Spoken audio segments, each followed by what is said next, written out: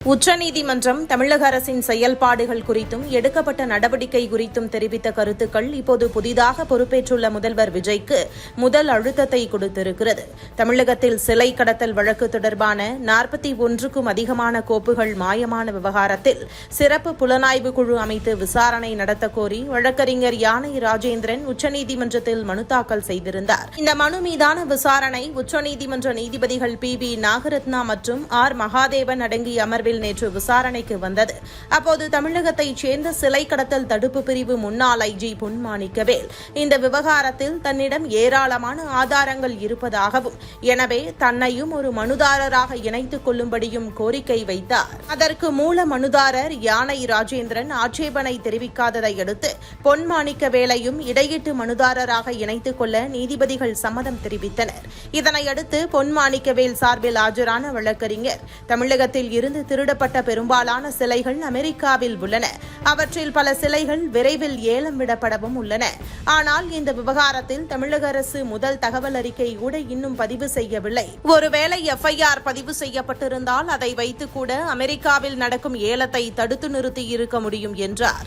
மனுதாரர் யானை ராஜேந்திரன் வாதிடுகையில், இந்த விவகாரத்தில் அதிகாரியை நியமிக்க உச்சநீதிமன்றம் ஏற்கனவே உத்தரவு பிறப்பித்திருந்தும் தமிழக அரசு அதை செய்யாமல் இருக்கிறது என்றார். இதையடுத்து பேசிய உச்சநீதிமன்ற நீதிபதி நாகரத்னா, இந்த சிலைகள் நம் நாட்டிற்கானது, அவற்றை பாதுகாக்க வேண்டும். சில சிலைகள் மீட்கப்பட்டதாக நாளிதழ்களில் பார்க்கும்போதுதான் அவை விலை மதிப்பற்றது என்பதும் புரிந்தது. அதனுடைய அளவு, வடிவமைப்பு எல்லாம் தென்னிந்திய சிலைகள் என்பதை தெள்ளத் தெளிவாக காட்டுகிறது. இத்தகைய அளப்பரிய நம் சொத்துக்கள் பல நாடுகளில் முடங்கி கிடக்கின்றன. இவை அனைத்துமே நம் பெருமை, அவற்றை நாம் தான் மீட்டெடுக்க வேண்டும் என்றார்.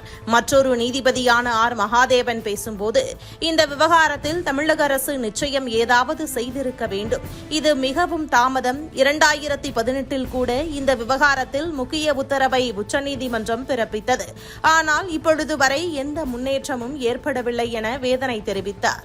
இதனைத் தொடர்ந்து நீதிபதிகள் பிறப்பித்த உத்தரவு, இந்த விவகாரத்தில் மத்திய அரசின் செயல்பாடுகளையும் எதிர்பார்க்கிறோம்.